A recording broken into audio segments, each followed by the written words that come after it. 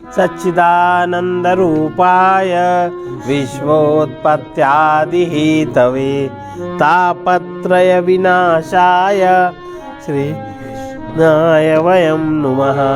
चैतन्यं शाश्वतं शान्तं व्योमातीतं निरञ्जनं नादबिन्दुकलातीतं तस्मै श्रीगुरुवे नमः।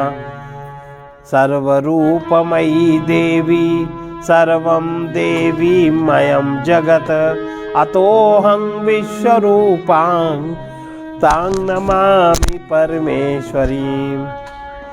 आज हम लोग शुरू कर रहे हैं शंकराचार्य द्वारा विरचित तत्वबोध, उसके बाद आत्मबोध। ये क्रम है इन पुस्तकों के पढ़ने का। ओम तपोभीक्षीण पापानां शान्तानां वीतरागिणां मुमुक्षूणामपेक्षो अयमात्मबोधो विधीयते नत्वा ब्रह्मचिदानन्दं भाषायाम् आत्मबुद्धये मया मिहिरचन्द्रेण आत्मबोधो वितन्यते।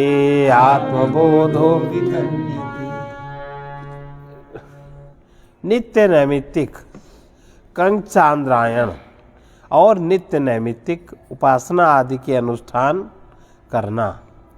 नित्य नैमित्तिक, नित्य वो क्या करना चाहिए? पंच महायज्ञ। और पंच महायज्ञ में ब्रह्म यज्ञ, देव यज्ञ, ऋषि यज्ञ, बलिवैश्य देव यज्ञ, फिर अतिथि यज्ञ। ये 5 हर एक के कर्तव्य। और नैमित्तिक जैसे पूर्णमासी श्रावण मास है, उसमें कोई विशेष पठन पाठन, इस तरह की क्रिया। नित्य नैमित्तिक उपासना आदि के अनुष्ठान करना। ये अनुष्ठान करने सावन में, नवरात्रों में विशेष प्रकार के अनुष्ठान किए जाते हैं। ये इन तपों, ये तप कहलाते हैं। इन तपों से अथवा नेत्रादि इंद्रियों के निग्रह रूप तप से, भाई ये तप करेंगे तो उसमें तो वही सब पढ़ेंगे लिखेंगे, तो मन का निग्रह, शरीर का निग्रह व्यक्ति के जीवन में एक अभ्यास हो जाता है। उसको पता होता है ये करना है, ये नहीं करना, यहाँ जाना है, यहाँ नहीं जाना, ये चीज़ खाद्य है, ये चीज़ नहीं खाना चाहिए, ऐसे करना चाहिए, वैसे करना चाहिए। ये सब उसको समझ, जो ये पंच महायज्ञ करते हैं उनको ये समझ जागृत हो जाती है। और अगर ये समझ जागृत नहीं होती, इसका मतलब वो पंच महायज्ञ नहीं करते, वो ब्रह्म यज्ञ नहीं करते। वो मतलब प्रातः काल सूर्योदय के पहले ब्रह्म मुहूर्त में उठते ही नहीं, सोते रहते हैं 8-10 बजे तक। और उठने के बाद तुरंत उनको चाय चाहिए, बिना अब इनके जीवन में क्या बनेगा, है ना। और चाय चाहिए, और फिर ना स्नान आदि कोई कर्म नहीं किया, अपने काम में लग गए। अब इनका कौन सा निमित्त, तो कोई तप नहीं है। ये बहुत कलुषित भोग है। इस तरह अब अगर आप पंच महायज्ञ करेंगे तो ब्रह्म यज्ञ में ब्रह्म चिंतन, फिर ऋषि यज्ञ करेंगे, फिर देव यज्ञ करेंगे, देवताओं की पूजा आदि, देवताओं संबंधी जप आदि करना। और फिर ऋषि यज्ञ करेंगे, ऋषि द्वारा लिखित किसी भी ग्रंथ का पाठ करना या कोई पढ़ना लिखना, समझना समझाना। और उसके बाद बलिवैश्य देव यज्ञ, जब भोजन आपका बन जाए, भोजन तैयार हो जाए, तो उसमें अग्नि में आहुति देना, अन्नपूर्णा आदि को भोग लगाना। और फिर अतिथि यज्ञ, आपके यहाँ कोई भी आ जाए तो उसको आप स्वागत सत्कार, कोई भिखारी भी आ सकता है, भिखारी आ जाए उसका भी स्वागत सत्कार, कुत्ता भी आ सकता है, मोहल्ले कुत्ता नहीं है, कहीं कोई बाहर के कुत्ता उत्ता है और बेचारा भूखा है, कोई भी, तो उसको शांत करना। इस प्रकार से जो इंद्रियों आदि का निग्रह करते हैं, इंद्रियों की विषय आकर्षण की पूर्ति जो नहीं करते, उस चीज को समझ के चलते हैं, तो फिर इनसे पाप क्षीण, इस प्रकार के तप से पाप क्षीण होते हैं। और इस प्रकार के तप से पाप क्षीण होते हैं। और जो तप लोग मानते हैं, आजकल जो तप की मान्यता है, उससे पाप और बढ़ते हैं। जैसे तीर्थ यात्रा जाएंगे, सब सुविधा, उनको घर से भी बड़ी सुविधा तीर्थ यात्रा मिलनी चाहिए, और उसके लिए चूंकि जिनके पास धन खर्च करेंगे, वो धन का दान करना कर्तव्य नहीं समझते कि खुद मेहनत करें, थोड़ा तप करें और फिर दान करें धन का, उस धन का दान करें जो उससे बचा। धन अधिक है तो अधिक में से तुमने लेके कर दिया, उस दान का भी उतना महत्व नहीं है। तो तीर्थ गए तो पुण्य क्षीण किया कि पाप क्षीण किया? आजकल के तीर्थ पुण्य क्षीण है। वहाँ किसी महात्मा से नहीं मिलते, किसी ऋषि से नहीं मिलते, कोई बात नहीं करते, एक मान्यता हो गई है। इन तरह की मान्यताओं से तप की क्षीणता नहीं आती, पाप नहीं क्षीण होते। तो जो इस प्रकार के इंद्रिय निग्रह, मनोनिग्रह, शम दम आदि जो साधन है, इनसे पाप क्षीण होते हैं। और जिनके पाप क्षीण हो गए हैं, अर्थात राग द्वेष, पाप क्षीण का मतलब क्या है? हमारे पाप कम है या हमारे पाप क्षीण है, पहचान क्या है? उसकी पहचान है पाप, अर्थात जिनका राग द्वेष आदि से अंतःकरण रहित हो गया है। राग द्वेष जिनके मन में जितना ज़्यादा कम है, उतना उनके पाप क्षीण है। राग द्वेष जिसके मन में जितना ज़्यादा है, उतना उसका पाप बंद। राग द्वेष है तो मन उतना उसका अशांत होगा, मन अशांत है तो पाप का प्रभाव है। ये ऐसे पाप का प्रभाव, पुण्य का प्रभाव पहचाना जाता है।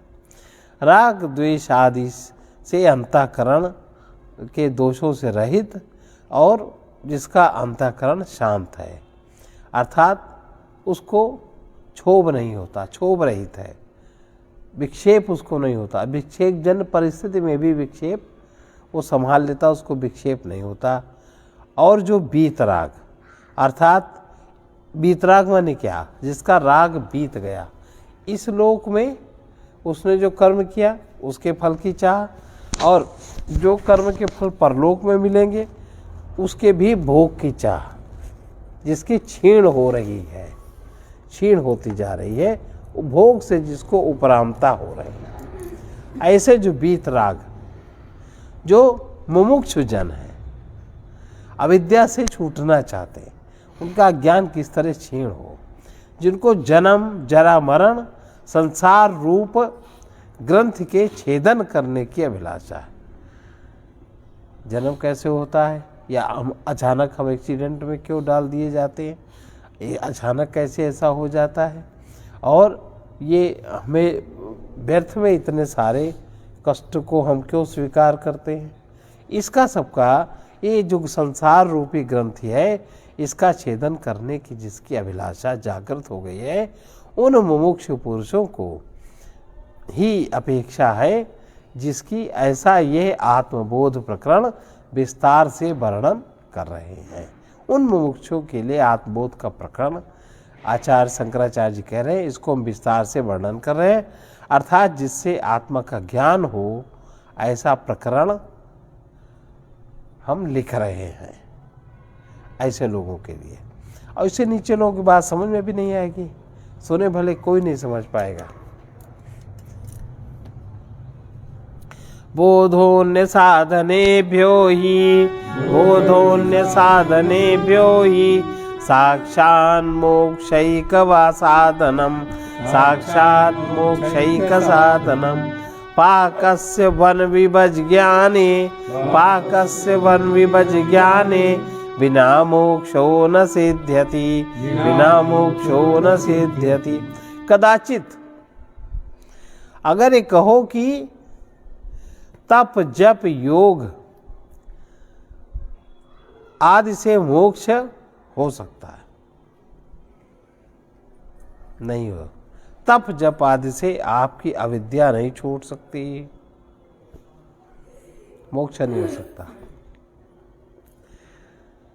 तो आत्मज्ञान कह रहे हैं कि कदाचित अगर ऐसा कहो कि हम तप भी करते हैं, हम जप भी करते हैं, हम योग भी करते हैं, आसन आदि भी करते हैं, हम तो मुक्त हो ही जाएंगे, लेकिन वो भ्रम में है, ऐसा नहीं होता।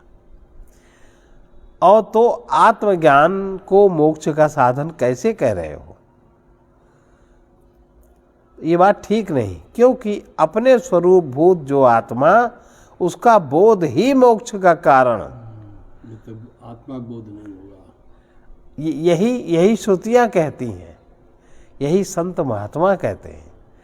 ये अपने स्वरूप भूत जो आत्मा, उसका बोध ही मोक्ष का कारण है, ऐसा कहा जाता है। उसका बोध तप जप सहायक उसमें हो सकता है, लेकिन वो साधन नहीं है। और कर्म उपासना, कर्म और उपासना से तो अंतःकरण की शुद्धि, ये अंतःकरण के शोधक है, अंतःकरण की शुद्धि में ये सहायक है। इससे आत्मबोध को मोक्ष का साधन होने में, ये आत्मबोध का साधन है।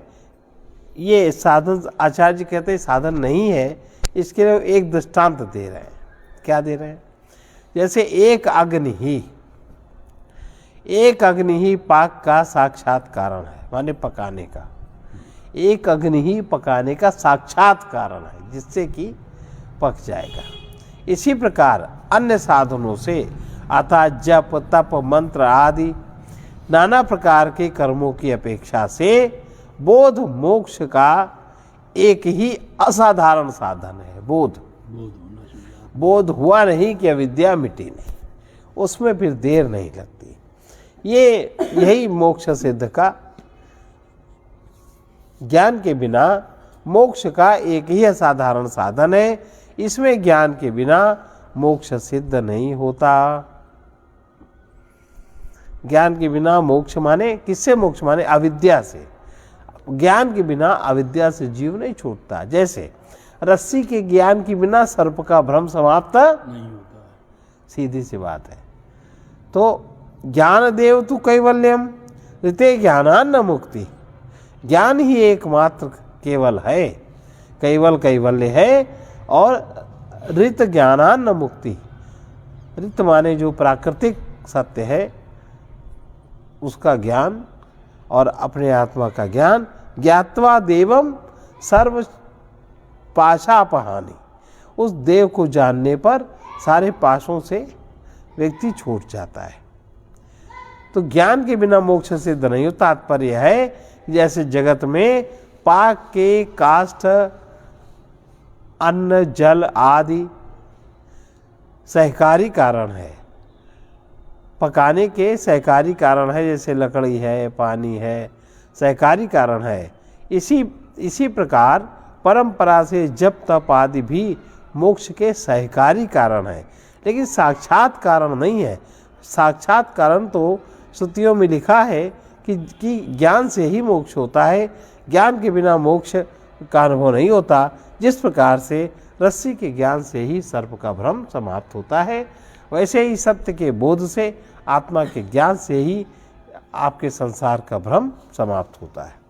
प्रकाश रूप ब्रह्म को जानकर सब पाशों से बंधन की हानि हो जाती है। इससे ज्ञान के बिना मोक्ष सिद्ध नहीं होता। यह सिद्धांत सर्वप्रचलित है।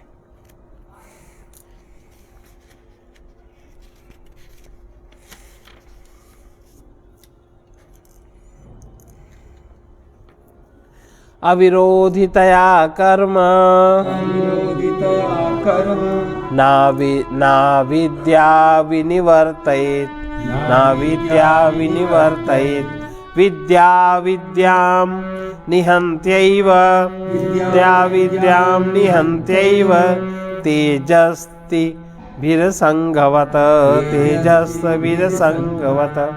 कदाचित ऐसे कहो कि विचित्र शक्ति वाले कर्मों के द्वारा, जिनके विचित्र शक्ति थी, कदाचित ऐसा तुम कह सकते हो, विचित्र शक्ति वाले कर्मों के ही द्वारा जनक आदि सिद्धि को प्राप्त हुए, इससे कर्मों के द्वारा ज्ञान का नाश क्यों मानते हो? तो ये बात ठीक नहीं है। कर्मों के द्वारा उनका ज्ञान का नाश नहीं हुआ, उनके पास शक्ति थी, विचित्र शक्ति थी, क्योंकि जो पदार्थ जिसका विरोधी नहीं होता वो उसके नष्ट करने में समर्थ भी नहीं होता। जो जिसका विरोधी है वही उसको नष्ट भी करे। इसलिए अज्ञान का विरोधी ज्ञान है, अविद्या के विरोधी विद्या है, तो उसी से वो नष्ट होगा। क्योंकि जो पदार्थ जिसका विरोधी नहीं होता वो उसके नष्ट करने में समर्थ भी नहीं होता। इससे अज्ञान के अविरोधी कर्म अज्ञान को नष्ट नहीं कर सकते।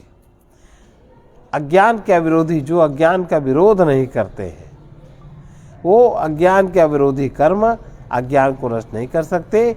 और कर्म से ही जनक आदि संसिद्धि को प्राप्त हो गए। वहाँ संसिद्धि शब्द से अंतःकरण की शुद्धि है, मुक्ति नहीं है। अंतःकरण की शुद्धि है, मुक्ति नहीं है। इस बात को दृष्टांत देकर स्पष्ट करते हैं कि अज्ञान के अविरोधी होने से कर्म अविद्या को निवृत्त नहीं कर सकता। अज्ञान का अविरोधी कर्म अज्ञान का अविरोधी, ज्ञान के विरोध, अज्ञान का विरोध नहीं करता। वो कुछ सुनाया आपने, मान लिया वैसे आप करने लगे, तो अज्ञान का विरोधी कहाँ हुआ? अज्ञान का विरोधी होने से कर्म अविद्या को निवृत्त नहीं कर सकता, क्योंकि ये दोनों अज्ञान और कर्म दोनों ही जड़ पदार्थ है, जड़ से संबंधित है।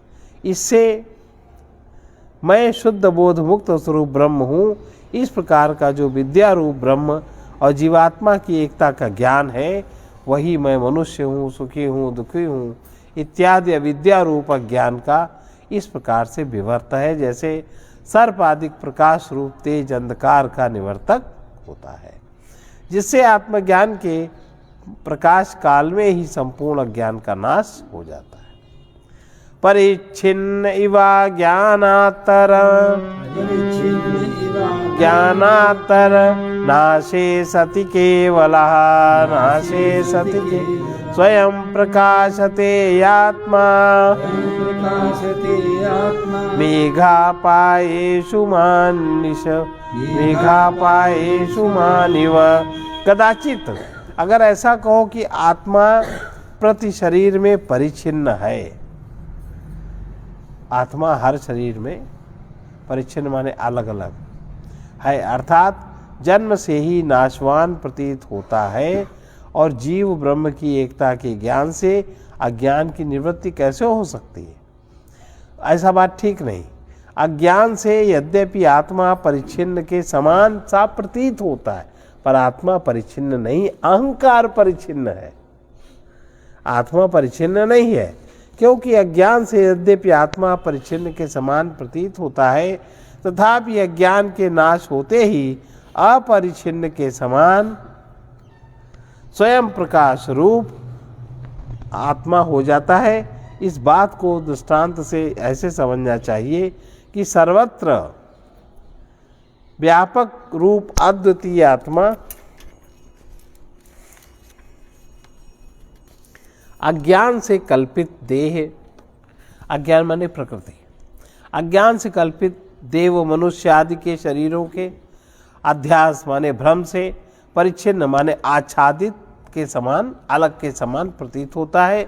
और जब तत्वमसि आदि महावाक्यों के द्वारा आत्मा और ब्रह्म की एकता का बोध सद्गुरु के द्वारा कराया जाता है, जब बोध उसमें जागृत हो जाता है, तब अज्ञान के किए मिथ्या अध्यास रूप आरोप का नाश होने से आत्मा केवल अर्थात सजातीय विजातीय स्वगत, ये तीनों भेद आत्मा में नहीं है। इन तीनों भेदों से रहित स्वप्रकाश ब्रह्म रूप प्रतीत इस प्रकार होता है, जैसे कि आवरण मान ले, आवरणम और मेघों का, जो मेघों का आवरण, मेघ की जो मेघमाला आवरण है, इसका नाश होने पर प्रकाश रूप सूर्य प्रतीत होने, मेघमाला सूर्य से उत्पन्न होती है और सूर्य के ही प्रकाश से वो समाप्त होती है, वो प्रतीत होने लगता है। इससे सिद्ध होता है कि अज्ञान के नाश होते ही आत्मा स्वयं प्रकाश ब्रह्म रूप अनुभव होता है। अज्ञान कलुषम जीवम ज्ञानाभ्यासादि निर्मलम ज्ञानाभ्यासादि निर्मलम कृत्वा ज्ञानम स्वयं नश्येद जलम कतकरेणुवत जलम कतकरेण। कदाचित अगर ऐसा कहो कि अज्ञान के नाश से केवल ब्रह्म रूप आत्मा का होना संभव है, अज्ञान के नाश से ब्रह्म रूप आत्मा का अनुभव हो, ऐसा नहीं है। ज्ञान के उदय से, बोध की जागृति से होगा, क्योंकि अज्ञान के नाश करने वाली जो वृत्ति है उसके ज्ञान से द्वैत की प्राप्ति हो जाएगी, ब्रह्म ज्ञान की प्राप्ति नहीं होगी। ब्रह्म ज्ञान की नहीं, ऐसा ठीक नहीं। यद्यपि जीवात्मा ज्ञान से मलिन है, रजोगुण और तमोगुण, शुद्ध सत्व में रजोगुण तमोगुण के कारण जीवात्मा मलिन है, तथापि वास्तव में तो जीवात्मा शुद्ध ही है। रजोगुण तमोगुण अगर हट जाए प्रकृति का तो जीवात्मा भी शुद्ध ही है। इस बात को ऐसे समझना चाहिए जैसे कर्ता भोक्ता सच्चिदानंद स्वरूप आत्मा यद्यपि अज्ञान से अपने को कर्ता भोक्ता जीव रूप भ्रम के द्वारा मानता है, इससे अज्ञान मलिन भी जीव ज्ञान के अभ्यास से निर्मल है। ज्ञान का जो जीव मलिन है, जो कर्ता भोक्ता मान रहा है, अपने को जीव मानता है, ज्ञान का अभ्यास जब वो करता है तो वो भी निर्मल अपने को अनुभव करता है और निर्मल है, अर्थात कर्ता भोक्ता से भिन्न सच्चिदानंद कूटस्थ साक्षी रूप ब्रह्म है। इस पूर्वोक्त ज्ञानाकार की जो वृत्ति है वो ज्ञान को उत्पन्न करके इस प्रकार नष्ट हो जाती है। ज्ञानाकार वृत्ति बनी और फिर जब ज्ञान बोध जागृत हो गया उसके द्वारा, तब वो वृत्ति भी नष्ट हो जाती। कैसे? जैसे कतक रेणु निर्मली, जो कतक रेणु होता है वो निर्मल जल को निर्मल करके, जो त्रुटिपूर्ण जल है, गंदा जल है, उसको डाल देने से निर्मल करके उस जल को स्वयं भी नीचे बैठ जाता है, वो नष्ट हो, जल ऊपर साफ हो जाता है। इससे ज्ञान के अभ्यास से जीवात्मा भी निर्मल होने में कुछ संशय नहीं है। कुछ अभ्यास के बाद वो वृत्ति भी शांत हो जाती है और बोध प्रकट हो जाता है। इसीलिए ज्ञान वृत्ति के अभ्यास की महिमा कही गई है। संसारः स्वप्न तुल्यो हि राग द्वेषादि संकुलः स्वकाले सत्यवद भाति प्रबोधेय सत्यवद भवेत् प्रबोधेय सत्य। साक्षात प्रत्यक्ष रूप से जब संसार सत्य प्रतीत होता है तो आत्मा की केवल रूपता के कारण ज्ञान से अद्वैत ब्रह्म ज्ञान कैसे, जब संसारी जिसको सत्यवत प्रतीत हो रहा है तो केवल आत्मा के रूप को ज्ञान से, आत्मा का रूप तो कुछ है नहीं, लेकिन उसके ज्ञान में अगर हमने समझ भी लिया तो आत्मज्ञान कैसे हो सकता है।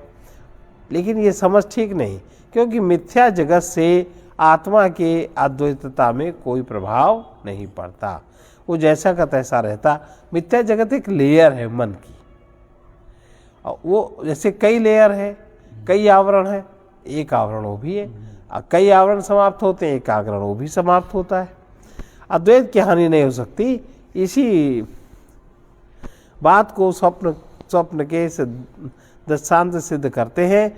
राग द्वेष आदि से युक्त जो स्वप्न के तुल्य संसार है, वो निद्रा के समय स्वप्न के तुल्य जो अपनी स्थिति है उसके समय में सत्य के समान यद्यपि प्रतीत होता है, तथापि प्रबोध के होने पर अर्थात आत्मा और ब्रह्म की एकता का जो ज्ञान उसके अनंतर क्षण में असत्य है, मिथ्या के समान हो जाता है। इसी से मिथ्याभूत जगत से आत्मा की अद्वैतता में कोई हानि नहीं होती। ये बता रहे हैं कि जैसे ये मिथ्या जगत है, मिथ्या जगत के होने से आत्मा की अद्वैतता में कोई फर्क नहीं पड़ता, वो जैसे का तैसा रहता है। इसी बात को स्वप्न के दृष्टांत से बता रहे हैं कि राग द्वेष आदि से युक्त जो स्वप्न के तुल्य संसार है, वो निद्रा के समय स्वप्न के तुल्य जो अपनी स्थिति है उसके समय में सत्य के समान यद्यपि प्रतीत होता है, तथापि प्रबोध होने पर, सो के उठने पर आत्मा और ब्रह्म की एकता का जो ज्ञान उसके अनंतर क्षण में ही असत्य माने मिथ्या के समान हो जाता है। जैसे स्वप्न में देखा, जागृत में देखा, स्वप्न में गए तो जागृत असत्य हो, मिथ्या हो, और जो स्वप्न में देखा और तुरंत जाग गए तो स्वप्न मिथ्या हो गया, उसकी सत्यता समाप्त हो गई, जो मिथ्यापन था वो समाप्त हो गया, और सुषुप्ति में गए तो सब कुछ समाप्त हो गया। इसलिए मिथ्याभूत जगत से आत्मा की अद्वैतता में किसी प्रकार की हानि, क्योंकि साक्षी तीनों कालों में एक सा जागृत रहता, उसके अद्वैतता में कोई फर्क नहीं पड़ता। तावत् सत्यम जगद भाति शुक्तिकारजतम यथा शुक्तिकारजतम यावन्न ज्ञायते ब्रह्म सर्वाधिष्ठानमद्वयम् सर्वाधिष्ठान। जगत के अधिष्ठान कूटस्थ साक्षी रूप आत्मा का जब तक बोध जागृत नहीं होता, पहले तो उसका ज्ञान होगा, परोक्ष ज्ञान सुन के हम समझेंगे, ज्ञान नहीं होता तब तक ही संसार सत्य के समान प्रतीत होता है। इस बात को इस दृष्टांत से समझा रहे हैं कि जब तक नील पृष्ठ त्रिकोणाकार शुक्ति का ज्ञान नहीं होता तब तक शुक्ति ही सीपी या रजत चांदी सत्य के समान प्रतीत होती है।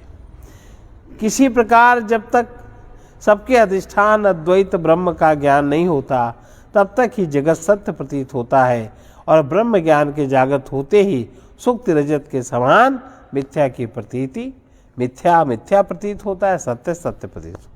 सच्चिदानंदमन सच्चिदात्मन्य अनुस्यूते नित्ये विष्णु प्रकल्पिता ते विष्णु प्रकल्पिता व्यक्तयो विविधा सर्वा हाट के कटकादिवत हाट के कटका, जिससे संपूर्ण जगत में ब्रह्म कल्पित है, जिससे संपूर्ण जगत में ब्रह्म कल्पित है। इस बात को अभी तो सुना तो ब्रह्म भी हमारे लिए एक कल्पना है, ब्रह्म कल्पित है, इसको दृष्टांत से समझते हैं।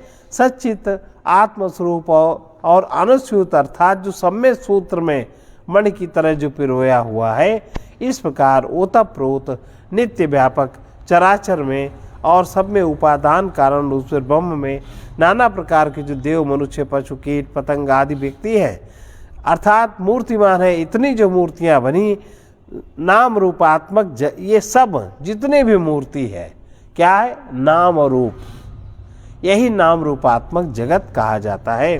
वे सब इस प्रकार कल्पित है उस ब्रह्म में, जैसे सुवर्ण में कटक कुंडल आदि कल्पना मात्र है, सोने में अनेक प्रकार के आभूषण बन गए, वस्तुतः सुवर्ण ही सत्य है। अब इसका मतलब सुवर्ण को सत्य समझने के लिए हम क्या उनकी आकृतियां मिटा देंगे? नहीं, सुवर्ण सत्य है, ये बात समझ में आ गई, ये बहुत जागृत हो गया, तो ऊपर आकृति भी रहेगी और सुवर्ण की सत्यता भी रहेगी, तो आकृति का उतना गंभीर महत्व नहीं होगा। एक पक्ष के लिए होगा कि भाई सुंदर सुंदर लगता है, इसको दान करना चाहिए, कल्पना मात्र है, वस्तुतः सुवर्ण ही सत्य है। इससे नाम रूपात्मक जगत मिथ्या रूप है और शुद्ध रूप आत्मा ही सत्य है, इसमें कोई संदेह नहीं है। यथाकाशो ऋषिकेशो नानोपाधिगतौ विभू नानोपाधिगतै तदेद्भवादि भिन्नवद्भाति तदेद्भवादि भिन्नवद्भाति तन्नाशे सति केवलः सन्नाशे। अगर ऐसा कहते हो कि जगत प्रपंच मिथ्या है और जीव भेद सत्य है, तो प्रपंच का जो अधिष्ठान परमात्मा में सत्यता और अद्वितीयता रूपता कैसे प्रतीत हो सकती है? अगर तुम उसी को जो मिथ्या को सत्य कहोगे तो उसके पीछे जा ही नहीं सकते। जीव का भेद कहोगे तो जीव सत्ता से ऊपर कभी जा ही नहीं सकते। तो प्रपंच के जो अधिष्ठान है परमात्मा में सत्यता और अद्वितीय रूपता ये प्रतीत नहीं हो सकती, क्योंकि वास्तव में तो आत्मा अद्वितीय है और दंभ कल्पित है। इस बात को दंभ माने है कुछ और अपने को प्रकट कुछ और करते हैं। इसलिए इसको बार बार समझने से व्यापक रूप आकाश घट मठ आदि उपाधियों से प्रविष्ट होकर तिस तिस के उपाधि के भेद से घटाकाश मठाकाश प्रतीत होता है। इसी प्रकार संपूर्ण इंद्रियों अंतःकरण आदि में जो ईश्वर माने प्रेरक विभु नाना प्रकार की जो देह आदि उपाधियां हैं उनमें प्रविष्ट हुआ, उन उपाधियों के नाश होने पर केवल एक ब्रह्म रूप ही प्रतीत होता। अगर उपाधि का नाश हो जाए, नाम का नाश हो जाए तो भी जो रहेगा तो फिर केवल ब्रह्म रूप ही रहेगा। नानोपाधिवशादेव जाति नामश्रया जाति नाम समादयः जाति नाम आत्मन्यारोपितास्तो ये आत्मन्यारोपितास्तो ये रसवर्णादिभेदवत् रसवर्ण।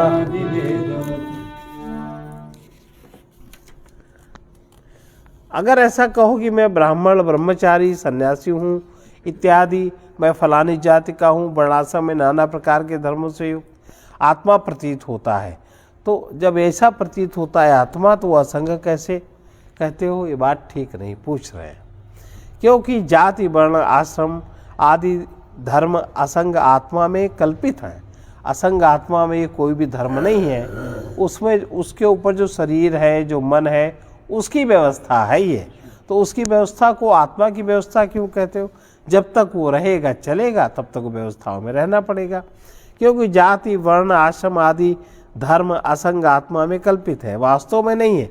इस बात का दृष्टांत से वर्णन करते हैं। पूर्वोक्त नाना प्रकार की देह आदि उपाधियों की महिमा से ही असंग आत्मा के लिए जाति नाम आश्रम आदि इस प्रकार आरोपित है, अर्थात भ्रम से प्रतीत होते हैं।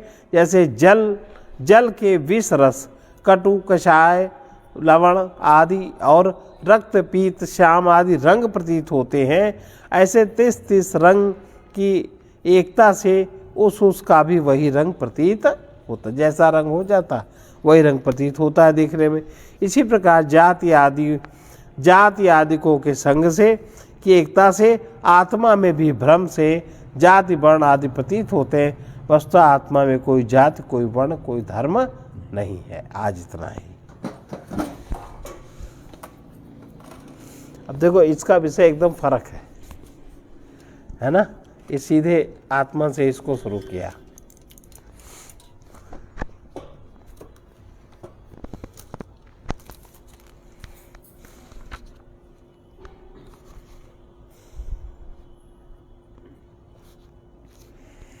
आनंद रूप परमेश्वर को ऐ मन तुम बारंबार भजो। परमेश्वर को ऐ मन तुम बारंबार भजो। सुख में दुख में हर रंग ढंग में सुख में दुख में हर रंग ढंग में छल छोड़ पुकार पुकार भजो। छल छोड़ पुकार पुकार भजो। आनंद रूप परमेश्वर को ऐ परमेश्वर को ऐ मन तुम बारंबार भजो। ऐ मन तुम चाहे तुम सीताराम कहो चाहे तुम सीताराम कहो या केशव राधे श्याम कहो या केशव राधे श्याम कहो। अपनी श्रद्धा रुचि भक्ति सहित अपनी श्रद्धा रुचि भक्ति सहित साकार या निराकार भजो, साकार या निराकार भजो।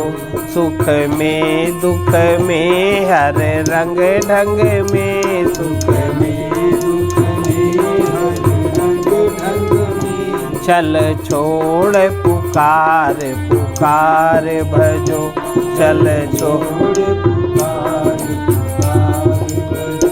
चाहे तुम नमः शिवाय कहो, चाहे तुम नमः शिवाय कहो, या नमो वासुदेवाय कहो, या नमो वासुदेवाय कहो।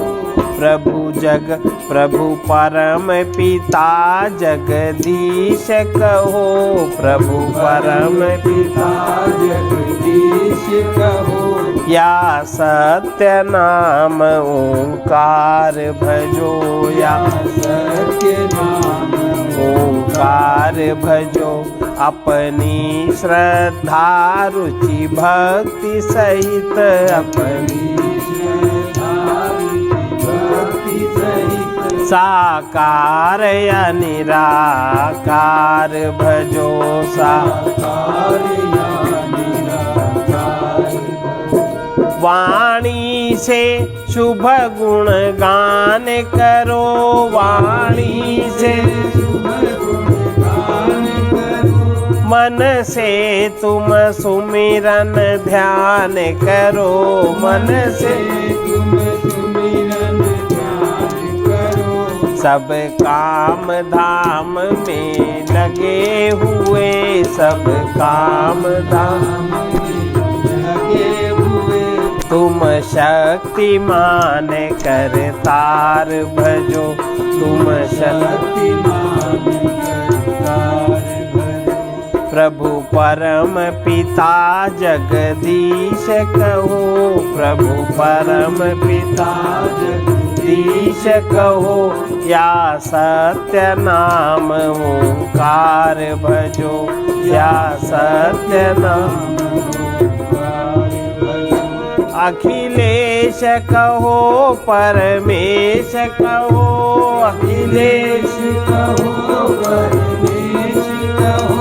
देवेश रमेश महेश कहो, देवेश महेश रमेश कहो। तुम पथिक रूप में सर्वसाक्षी, पथिक रूप में सर्वसाक्षी। तत्व विचार विचार भजो, तुम तत्व विचार विचार भजो। आनंद रूप परमेश्वर को, आनंद रूप परमेश्वर को। ऐ मन तुम बारंबार भजो, मन तुम बार भजो। सुख में दुख में हर रंग ढंग में, सुख में दुख में हर रंग ढंग में। चल छोड़ पुकार पुकार भजो, चल छोड़ पुकार। धन मान भोग की कामना करते हुए भजन भोग का ही साधन बनता है। जो साधक मन की प्रतिकूलताओं को सहन करता है, समय को व्यर्थ नहीं खोता, सुखोपभोग सुलभ होने पर भी सुखोपभोग की इच्छा का त्याग करता है, इष्ट देव प्रेमास्पद प्रभु के चिंतन को नहीं भूलता, गुरु आज्ञा लेकर ही साधन का साधना अभ्यास करता है, वही साधक भजन पूरा कर पाता है। सर्वे भवन्तु सुखिनः, सर्वे सन्तु निरामया, सर्वे भद्राणि पश्यन्तु मा कश्चित् दुःखभाग्। कृष्णाय वासुदेवाय हरये परमात्मने प्रणतक्लेशनाशाय गोविन्दाय नमो नमः। उग्रवीर महाविष्णु